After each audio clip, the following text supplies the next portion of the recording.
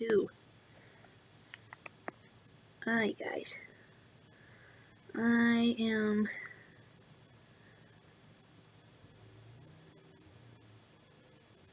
And yes, I'm off today and tomorrow, so that means I'm have time to make videos and have time to talk to my boyfriend too.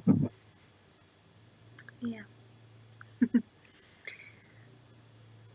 If my phone don't die. Okay. I eat men. And that's nice. I don't. Top 10 disturbing interviews with evil people, part 5. So I guess they make a part 5 of this. It's 18 minutes. I'm gonna make sure that video's not that long. You can enjoy unlimited data, talk, and text on America's largest 5G network.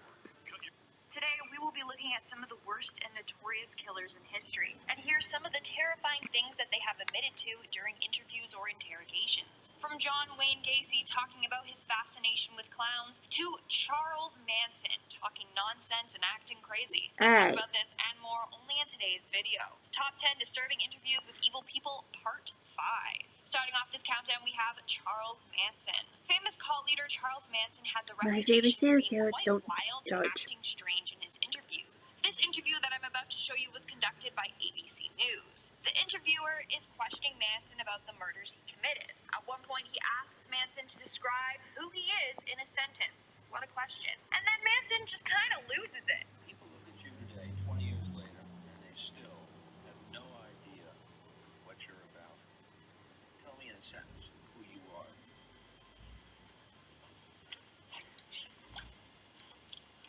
That must have creeped the reporter out so bad. Like, this dude was just out of his mind after doing all those weird expressions. Girl, I'm gonna slap you saying that to him.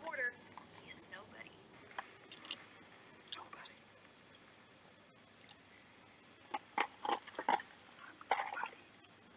Just the way that he whispered that sent shivers down my spine. But that's not all he had to say.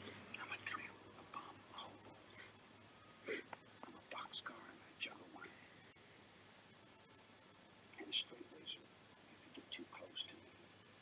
I have no clue what any of that means. Was this Manson just putting on an act? I mean, at one point he was diagnosed with schizophrenia and paranoid delusional disorder. But some people think he was just too smart for his own good and was just faking it all. Either way, this video gives me the creeps.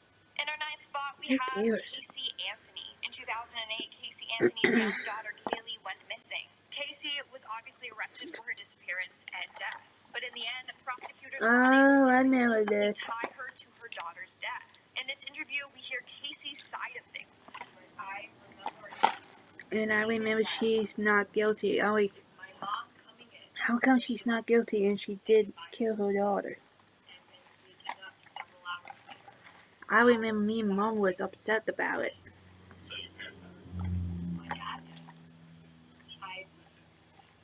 Right. I didn't play. I did what I was told. I don't remember too much of what happened. Her story just doesn't add up, and everyone knows that she did it. They just can't she knew she did it. It's not. I remember she said she blamed her father did it.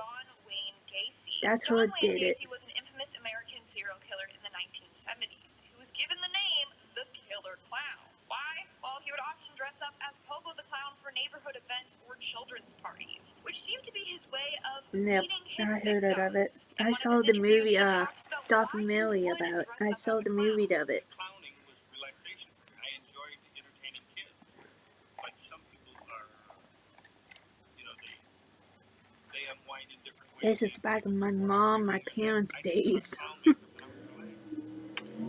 That's an odd way to find relaxation, but he continues on saying he genuinely loved being a clown. The interviewer ends up asking him if he enjoyed it because he could then lure victims to him, and Gacy denies this. That's not why he liked it. He liked it because it brought him back to feelings of being a child. I've always told people when I got into clown makeup, I regressed into childhood, and it was fun being a clown because you could be yourself or just let yourself go and act a fool. You could be slapstick and funny and have a good time.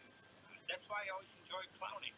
Just knowing the See, I'd horrors love that to he go has back to done my makes childhood, everything he love says what so I love to scary. do, but The interview gets worse though when you the can't go interviewer starts back. asking questions about Gacy's victims. According to him, he doesn't remember any of the horrific deeds that he has done. I have a lot of things that I forgot that I can't remember. For instance, I can go back to my childhood and stuff and I still remember that, but then I can go into the 70s and there are a lot of things I can't remember. He then proceeds to grab a book that is filled with his victims' pictures and information and claims that he has studied the book over and over and can't remember anything. I don't know if you notice here, we got pictures of every one of the victims here. And believe it or not, for the last 12 years, I've studied these photos of these victims. And there is no, we have a shot of all of the victims together here. And when you look over at the photos, I have no recollection of any of them. Never met them. They're just names and faces. And when you look at them, the thing of it is, we took it a step further. We went into their backgrounds. I wanted to know where they were at, what schools they attended, who they hung out with, and what kind of activities they were into. And that's what we dug up on each one of the victims. Now, what he is saying is sick for a number of reasons. Many people believe that he still remembers his victims, but he's just faking this all. And in the end, he is receiving pleasure by learning more about his victims, and this also helps him recount what he did to them. Coming in at number 7, we have Jeffrey Dahmer. This interview of Jeffrey Dahmer that I'm about to share with you is said to be his last interview ever. It all started when Jeffrey started torturing animals at a young age. Then when he was around 14 or 15, he started to have impulses to hurt humans instead. I came with compulsion and it switched animals to humans. Why? Why you want to torture animals? If your fantasy life as a teenager includes killing, who do you tell? It then just got worse and worse, according to Dahmer. Started having obsessive thoughts of violence intermingled with that. And it just got worse and worse. I didn't know how to tell anyone about it, so I didn't. You thought that was bad? Well, he goes on to talk about his first kill, which happened when he was only 18 years old. I was 18 years old, driving home. I saw this hitchhiker about a mile from my house. He caught my eye. I drove past him. Thought to myself, should I stop? Pick him up or should I go it? I wish I could just keep on kept on going, but I didn't. Turned around, picked him up, and that's when the nightmare became a reality.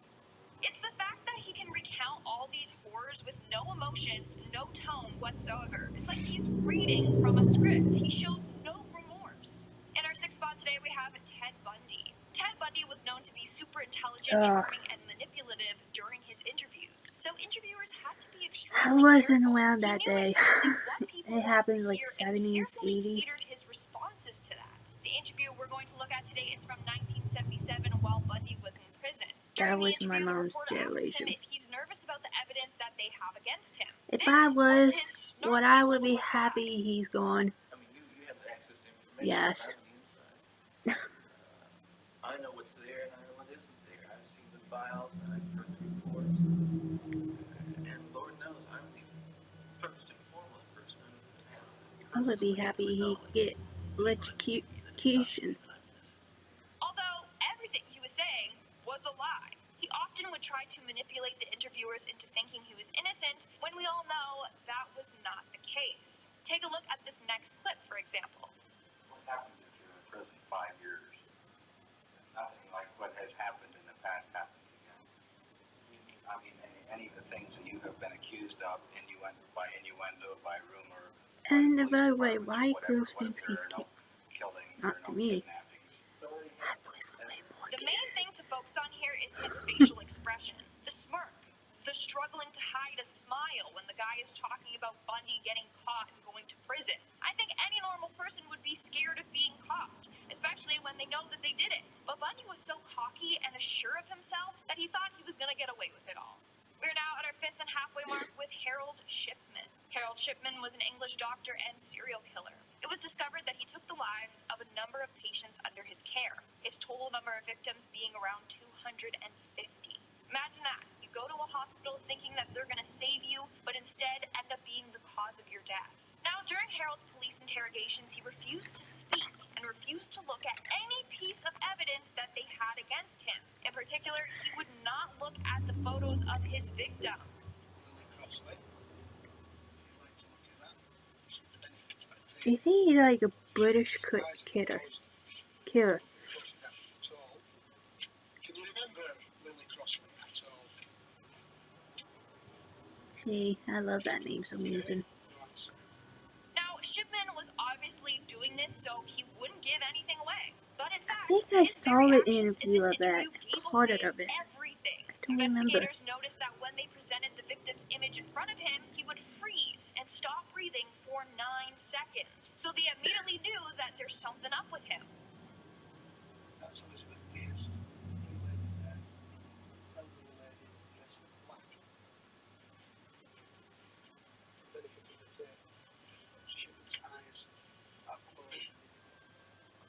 He doesn't breathe for 9 seconds after they said her name. So Elizabeth Pierce, that name is a problem for him. Something about that victim is causing his body stress, and that is one of the reasons why police knew he had done these horrific crimes. Moving on to number 4, we have Colin Norris. Colin Norris was a nurse that was found guilty of taking the lives of 4 of his elderly patients. He would do so by injecting them with lethal doses of insulin. During his interrogation, he was adamant that he was not guilty. I think that's a part of the medication. You're sitting there saying, you suspect, you presume, you blah blah blah. Both men I remember when I got my surgery, they didn't put me So they brought insulin, him they in for put the me murder on of Ethel Hall. He was the last person who had been with Ethel before she slipped into a anesthesia coma and and sadly passed away. propofol, that's it. What do you mean by that? To say that they were there? I was doing my job. You were doing your job. Yeah, but at the same time, you were also injecting a patient. He then goes on to try and convince them why he is innocent. Why so he they would accused him inject them. of injecting her with insulin. Well, this is what he had to say in his defense. If you say, like, somebody came injecting you with that, I would say something like, a minute, what are you doing? Even when you're giving patients their, like, morphine through the night or whatever, when you inject them, they do make a noise, because, I mean, they've never been injected. Oh, and morphine. Somebody would have noticed a noise. That's why I remember they put me on too. The worst part is when he slipped up and literally told the interrogators that he doesn't like old people, and that's basically why he committed these crimes. Norris admitted finding elderly patients challenging.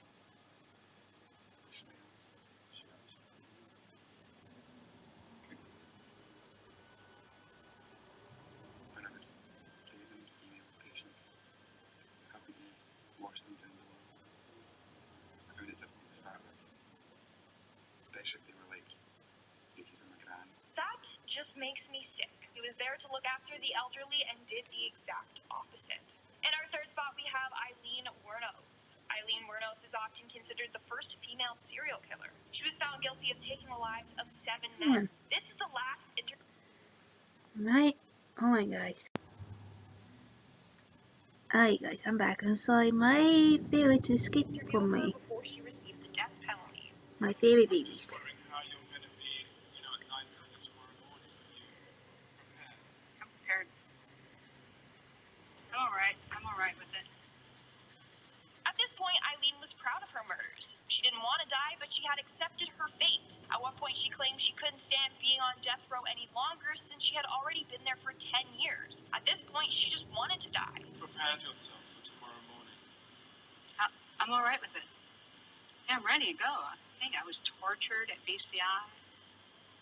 They had the intercom on in the room, and they kept lying that it wasn't on, and they were using sonic pressure on my head since 1997.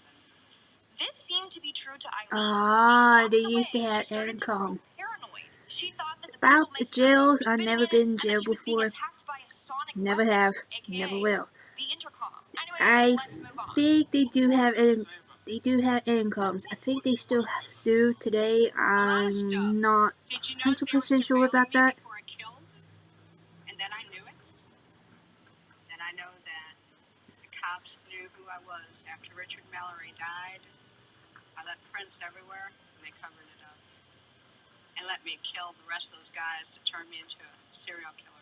If this is true, then this is incredibly messed up. And then when she gets mad, it's actually really scary. You killed 7 men. Yes, you And I'm did. asking you, what got you to kill the 7 And I'm men? telling you because the cops let me keep killing them, Nick. Don't you But get it? not every- Ladder climbs, re-election, everything else. I got big finger in all your faces. Thanks a lot. You're inhuman. You're an inhumane bunch of. And you're gonna get nuked in the end. And pretty soon it's coming. It got intense. I think her facial expressions and wide eyes make it 10 times scarier. Like if I was that interviewer, I would have peed my pants. In our second spot today, we have Paul Bernardo. Paul Bernardo is a Canadian serial killer who, along with his partner Carla Homolka, carried out a number of horrific crimes in Scarborough, Ontario. This is footage from his interview with Toronto police detectives. Did you kill Elizabeth Bain on June the 19th, 1990? Well, it's a loaded question. I mean, are we going to go back and go through the time sequence of what happened in my life? I mean, I could just give a yes or no answer, but there's a lot of issues about that. In a way, he reminds me of Ted Bundy, constantly tiptoeing around the questions, saying what he thinks they want to hear, and trying to outsmart them. Hey, did you kill this person? I mean, well, you're saying I'm lying here, here, and here. I could say, no, I didn't. But, I mean, you already said I'm lying here. You said, I'm not saying anything No, about but- who's lying. I'm simply. and I've given you directions to go to find the truth. Right. You know And where I- it's at. And I. Also, take in how he is smiling throughout this, like it's fun games for him. It makes me sick. He's literally having fun with this all. And in our number one spot today, we have Carla Homolka. Now, we talked about her counterpart, Paul, so it's only fair that we talk about Carla herself. Basically, what happened is that Carla confessed to her roles in the murders and testified against Paul to get out of a harsher sentence. In this interview, she puts on an innocent act and tries to blame Paul for everything that they did. He kept on pushing and pushing and pushing, and finally I said, okay. She tried to make it seem like she was a victim and being controlled by Paul. If I didn't turn the water tap off completely, he'd hit me. If I didn't say the right thing, he'd hit me. He held knives to my throat. He told me I better watch my back. He said, always watch your back with me. From our understanding, this was her strategy to pin the blame all on him so she could get away with the murders. Alright guys, that's all for today's video. Let me know in the comments below which one of these interview clips creeped you out the most. And now, speaking of comments, let's move on to our comment. Okay guys, I will see you my second one, so I'll see you then.